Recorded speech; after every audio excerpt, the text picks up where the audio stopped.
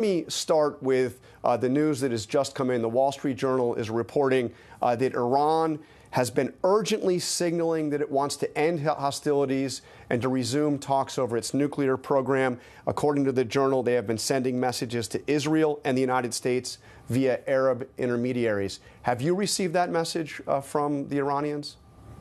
Well, not directly, but I'm not surprised. I mean, they want to continue to have these fake talks in which they lie, they cheat, they string the U.S. along, and we have very solid intel on that. But of course, they want to keep on building their nuclear weapons and building their mass ballistic missile arsenal, which they're firing at our people.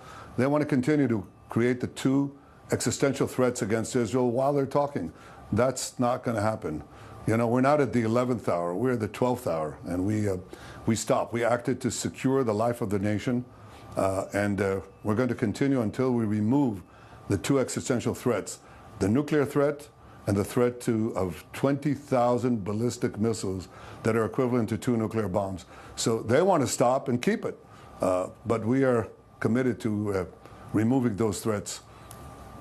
So I think what I hear you saying quite clearly is there will be no end to the Israeli bombing of Iran until you have accomplished your objective here. You're not going to stop for peace talks.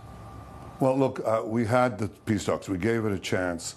We've, clenched our teeth. We did everything we could to enable President Trump to negotiate the desired result, and that would have been preferable for us and I think for everyone. But we saw in the course of the negotiations, while they were negotiating with the United States, the supreme leader of Iran, Ayatollah Khamenei, tweeted almost every day, "Death to Israel." The talks were merely a facade. And we absolutely, if it could be achieved with the negotiations, fine. But it wasn't being achieved, so we had to act to safeguard our existence. You would do the same. But over the weekend, we heard from President Trump on Truth Social say Iran and Israel should make a deal and will make a deal. We will have peace soon between Israel and Iran. Many calls and meetings now taking place. So if President Trump asked you to stop the bombing campaign to resume these talks, would you do it? Well, President Trump has been a great leader of the world, and a great leader and a great friend of Israel. And he put forward the terms very clearly in the negotiations. He said Iran cannot have a nuclear weapon. And in order for it not to have a nuclear weapon, it cannot have the capacity to enrich uranium, which is the prerequisite for nuclear weapons. Iran refused. It just refuses all the time. It cheats, and it continues to try to weaponize the enriched uranium they already have. They have 9 atom bombs worth of enriched uranium. They're working secretly, as we shared with the United States. They're working secretly to rapidly weaponize this. In a few months, they would have nuclear bombs. That's what they want to do. They want to continue stringing the U.S. along, build up those weapons. They don't want a seat at the table. They want to blow up the table. Well, specifically, they want to blow up Israel and purchase time. And I think the U.S. Shares the intel. I know they share the intel because we share intel with each other.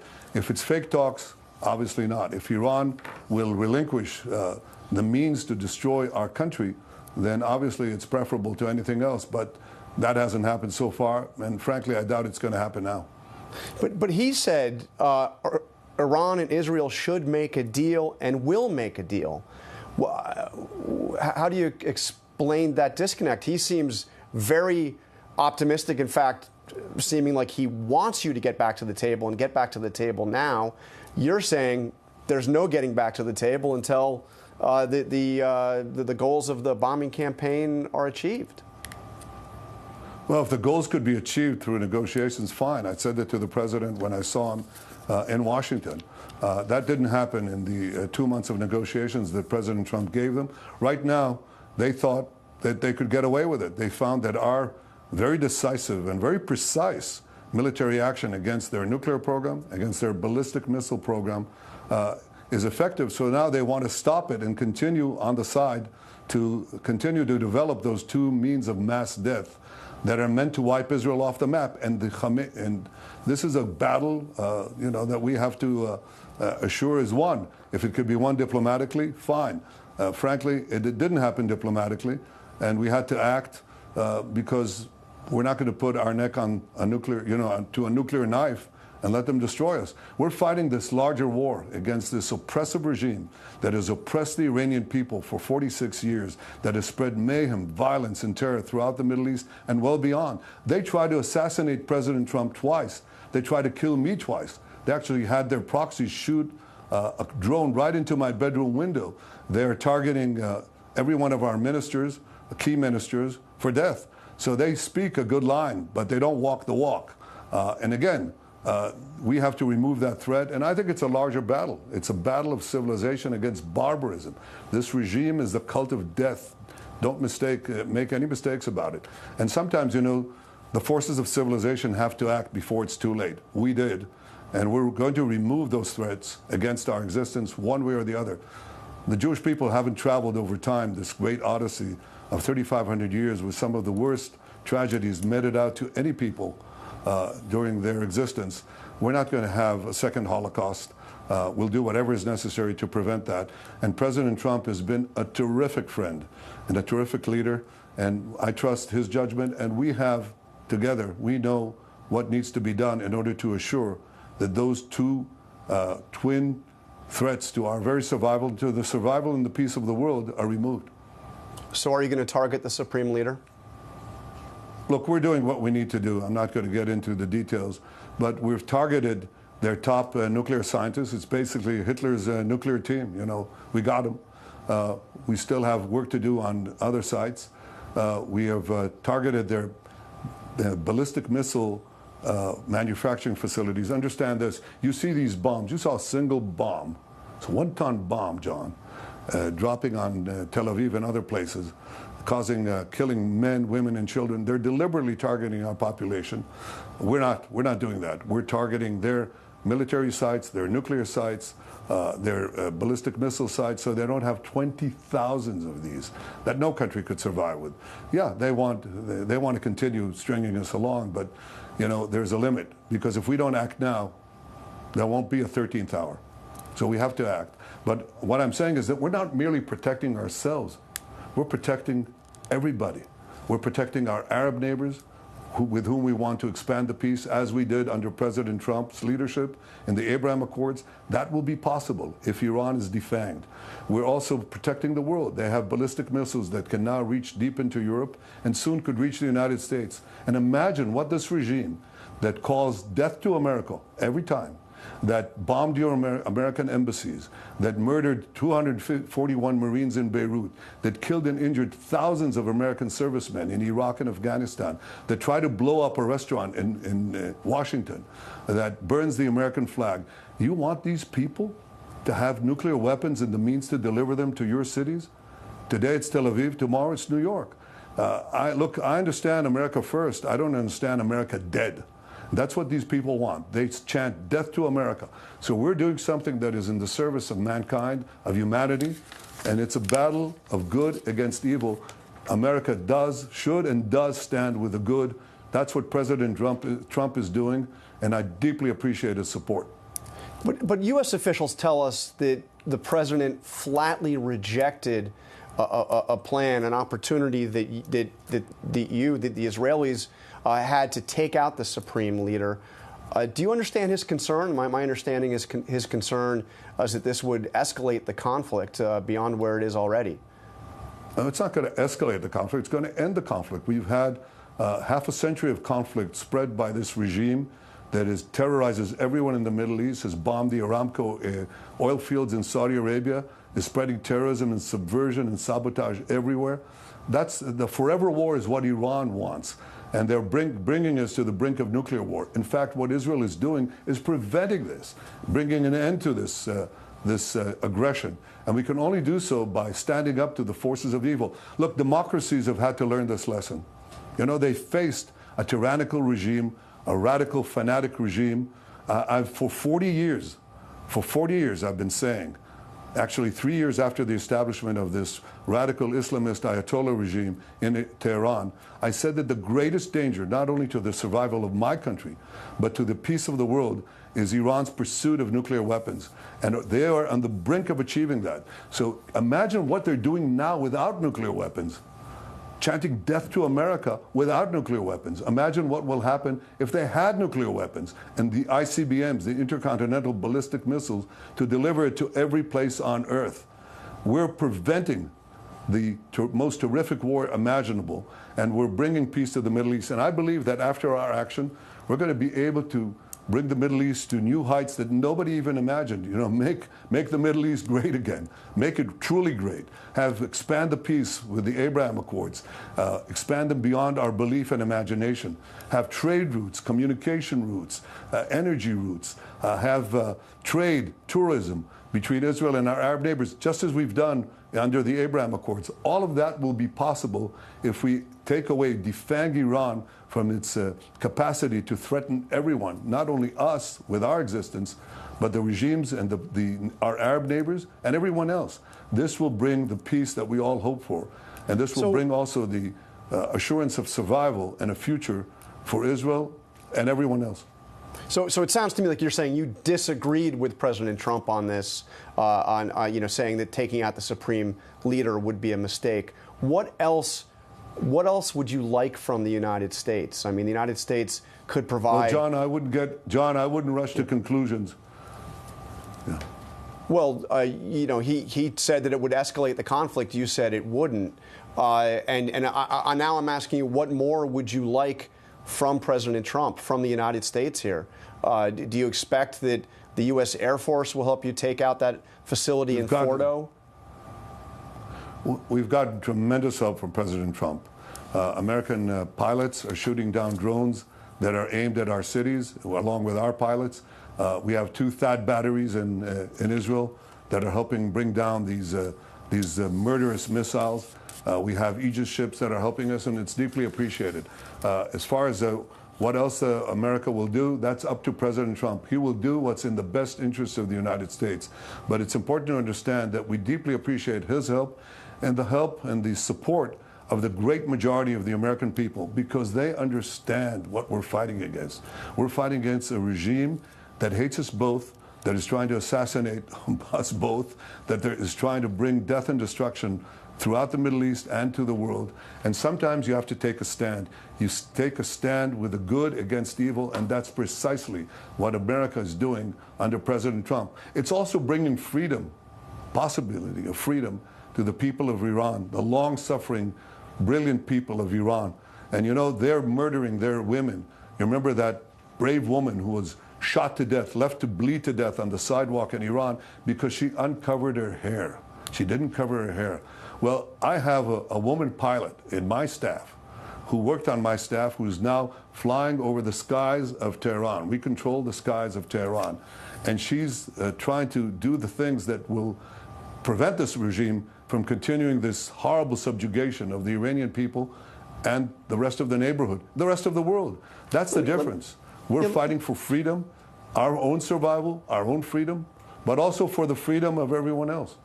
Let me ask you, your defense minister, Israel Katz, said that if the Iranians continue to target Israeli civilians, that, quote, Tehran will burn. What does that mean? Well, I think he made it clear, because it wasn't clear, and he clarified, that what we're doing is targeting regime sites, nuclear sites, military sites, and ballistic missile sites that are embedded in Tehran. Our pilots are very precise. So unlike the Iranian criminal regime, we're telling the people, leave the zone of battle so that you're not hurt. And in fact, they are leaving, and that's important. And they're evacuating their homes, and that's because of the mad fanaticism, this anti-Semitic mad fanaticism of the Iranian supreme leader. He's like a modern Hitler. He just will not stop. But we're going to make sure that he doesn't have the means to carry out his threats. And let me ask you one more thing. You mentioned the support of the American people. There are some prominent supporters of President Trump who say that the United States should not be involved at all. Let me give you, for example, Tucker Carlson, of course, has been close to President Trump for quite some time, speaks to him frequently. He said the United States should not at any level participate in war with Iran. No funding, no American weapons, no troops on the ground. There is another option. Drop Israel, let them fight their own wars. What do you say to those supporters of President Trump, some of his supporters, who say the United States should not be involved in any way? We're not just fighting our enemy, we're fighting your enemy. For God's sake, they chant, death to Israel, death to America. We're simply on their way. And this could reach America soon. I mean, to have these mad mullahs who are committed to destroying us in order to destroy you, to say that they should have nuclear weapons and ballistic missiles to deliver them to you, and to say that that's not your interest. Well, we're fighting this war. We're taking the action. America is supporting us in defense, deeply, deeply appreciated. But this is a threat to the entire world. It's a threat to Israel, as I said, to our Arab neighbors, to Europe, to America. They chant death to America. It's though this is not your business. This is not myopia. This is utter blindness. I mean, sometimes you have to take a stand against evil. And that's what the American people instinctively understand, most of them, I have to say. And that's what President Trump understands. We cannot let that happen. We're certainly going to protect ourselves. But in so doing, John, we're protecting everyone else. And we appreciate, deeply appreciate, the help we're getting from the United States of America under President Trump's leadership. And no peace talks at this point. No peace talks till the military objectives are met. Well, we're going to see if Iran is serious about dismantling their nuclear program, dismantling their missile capacity, dismantling the terror axis that terrorizes everybody in the Middle East and well beyond. If they agree to all of that, obviously, the war could end. If they lay down their arms, they lay down their weapons of mass death, that's different. But so far, they haven't done it. And I think the important thing is to make sure that the result is achieved. It's not the means, it's the result. The result that has to be achieved is that Iran does not have the capacity to develop nuclear weapons to destroy the state of Israel, as they promised to do, while they're negotiating, to create a ballistic missile arsenal that is equivalent to several atomic bombs while they're negotiating. That's not going to happen. And of course, to continue the proxy war that was meant to basically snuff out the life of the Jewish state. We said never again. This is something we've said since the Holocaust. The Jewish people have suffered under the Iranian proxies the worst massacre since the Holocaust. Now they're planning a nuclear holocaust. We're not going to let them get away with it. If you can achieve it through different means, that's fine. But it's the result that has to count. The result has to be assured, and that's what I'm looking at. David Ben Gurion, the first prime minister of Israel, was tasked with an extraordinary decision to declare a Jewish state after 2,000 years. And he did. I'm tasked with the great mission of assuring the existence of the Jewish state. And we made that crucial decision in the nick of time. And of course, I think that we're successful because our brave pilots, our brave soldiers, our brave people, under this blitz, it's like the spirit of the blitz of the British during World War II. This is the spirit we have now in Israel. Yes, we're getting bombed, but the people are saying, keep it up. Do what you have to do to remove the threat. One or another, that threat has to be removed. And President Trump said, Iran cannot have nuclear weapons. It cannot have enrichment. He's absolutely right. That result has to be assured, and we're working together to assure it. America, by giving us the means of defense, we, by doing what we have to do to remove those twin threats to our existence. We're very, very resolute about it. The people are resolute, and I call this operation, this historic operation, Rising Lion, because it said in the Torah, in our Bible, the people shall rise like lions, and they've risen like lions. And I can't tell you how proud I am of our people, of our brave soldiers, and of our many friends around the world who know that what we're doing is right and important to safeguard the future of civilization against these barbarians. And we are out of time, but very quickly, how much longer do you expect this to go on? Are we talking days? Are we talking weeks? Or are we talking a longer war? John, I have my own assessments, but it'll go on as long as is necessary to remove those twin evil threats. I think we're well on our way to success. I think what we've shown has amazed the world. Just the precision, the boldness, the willingness to act to save our country, but to act in a judicious and precise manner that is completely opposite to the indiscriminate bombing of civilians that Iran is doing. We're not doing that. We're doing the opposite. But I can tell you that we're very successful. We're confident, not overly confident, confident, firm, confident in our ability to remove those threats. So one way or the other, those threats will be eliminated. Mr. Prime Minister, thank you for your time. Thank you, John. Thank you, America. Thank you, President Trump. And John Karl joins me now for more on that interview. John, the Prime Minister really seemed to want to get the point across that he sees this as a war not just for the good of Israel, but for the good of the world. So first, just your quick take. What sticks out to you from the conversation you just had with Prime Minister Netanyahu? Well, several things, including that, Diane. Look, it's not just making that point for an American audience. It's making that point for an American audience that supports Donald Trump and doesn't support the idea of America getting involved in Israel. This is what I mean by that. There is a significant portion of Donald Trump's movement, of the MAGA movement, that is adamantly opposed to the U.S. getting involved in another conflict in the Middle East. Remember, one of the central promises that Donald Trump made was no more forever wars. And there are some prominent figures, prominent supporters of Donald Trump, including people like Tucker Carlson, like Charlie Kirk, like Steve Bannon, who have been very loud and very vocal in saying, Israel, this is their fight, it's not our fight. So he's using their language when he says, I understand America first, but I don't understand America dead. And that's what Iran wants. They say death to America. So when he is saying that, he is speaking to Donald Trump in a way, saying don't listen to those supporters on your side who are against involvement with Israel on this. Listen to us. You've been Israel's best friend. Continue to support us, because ultimately this is not just a threat to Israel, it's a threat to the United States. You also asked him a few different times about the level of U.S. support and involvement. He touted U.S. support several times, even added one more thank you in there at the end, but he didn't seem to want to get too specific on that. Right, because the ground truth here, and there's been some great reporting, Rachel Scott has done some great reporting on this, others as well, that Israel wants more than they're getting out of the United States. Israel would like to see the United States involved in this air campaign for a very specific reason. That is, one of the primary nuclear and uranium enrichment sites in Iran is called Fordo, and it's buried almost a half a mile below the earth. It's impossible to destroy unless you have very large bombs that can penetrate that far below, the kind of bombs that can be delivered by a U.S. Air Force B-2 bomber and what they call the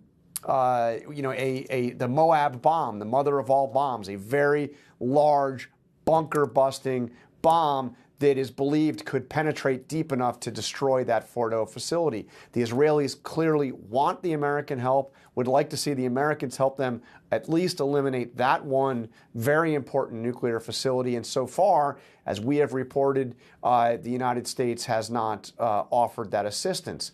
But publicly, he knows that he needs the United States, and the best way to keep the United States at least supportive of Iran in terms of fending off the Iranian supporting of Israel by fending off those Iranian counterattacks, you need to keep Donald Trump on board. So he's praising Donald Trump every few minutes in that interview, although if you read between the lines, he clearly would like a little more out of Donald Trump and the United States than he's getting. Minister Netanyahu also says they would have preferred to negotiate with Iran, but that the peace talks were a facade. Is there any indication they'll resume talks anytime soon? I think zero indication of that. I asked just before the interview started, we did the interview just a short while ago, just before the interview started, the Wall Street Journal alerted breaking news that, according to the Journal, Iran has sent word to Israel and the United States through Arab intermediaries that they want to cease hostilities and to resume talks over its nuclear program. So that story just broke. And it was the way I started the interview was asking Prime Minister Netanyahu, so what about that? Are you open to stopping your air campaign against Iran so you can resume these nuclear talks?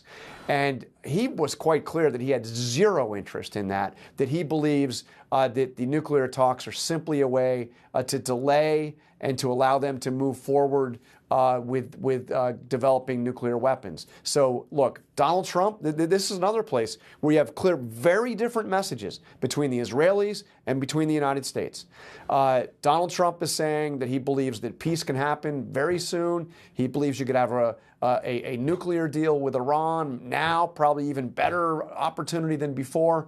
And Netanyahu clearly thinks that that is not going to happen and is unwilling to stop the war. I asked him another question, Diane. I asked him, if Donald Trump asked you to stop this air campaign, to allow nuclear talks to resume, would you go along with that?